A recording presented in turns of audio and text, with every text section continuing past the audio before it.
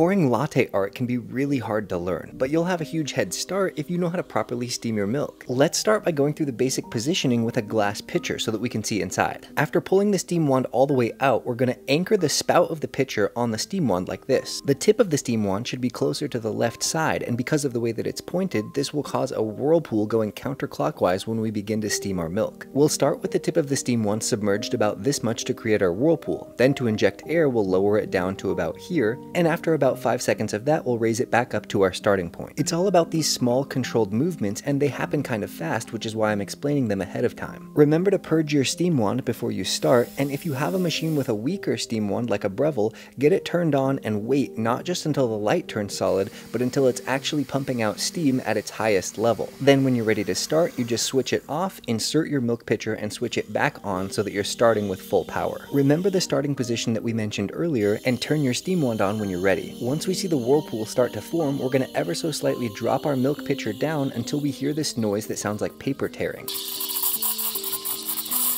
After about 5 seconds of that, we'll move the milk pitcher back up to resubmerge the tip of the steam wand and continue our whirlpool. That was the process for creating the microfoam for our latte art, and now we need to make sure that it's fully incorporated into all the milk by continuing the whirlpool and mixing it all in together. You'll know that it's done when the milk pitcher becomes too hot to touch. At that point, you can turn off the steam wand and remove the milk pitcher. Remember to clean it and purge the steam wand again afterwards. If everything went well with your milk steaming, the texture of your milk should look like wet paint, like this, and you can swirl it around to make sure that the foam doesn't separate and form its own layer on top of the milk. Start your pour by pouring from higher up like this, and when you're ready to make your art, get the tip of the milk jug down really close to the surface so that the foam doesn't sink but stays right on top. If you ended up injecting too much air while you steamed your milk, the milk will be too thick and it'll look a lot more blobby like this, harder to form distinct shapes. And if you didn't inject enough air, it'll look like this. The milk will be too thin with little to no microfoam to actually create the art on top. So from there you can dial in how much air you inject to create the best texture for latte art.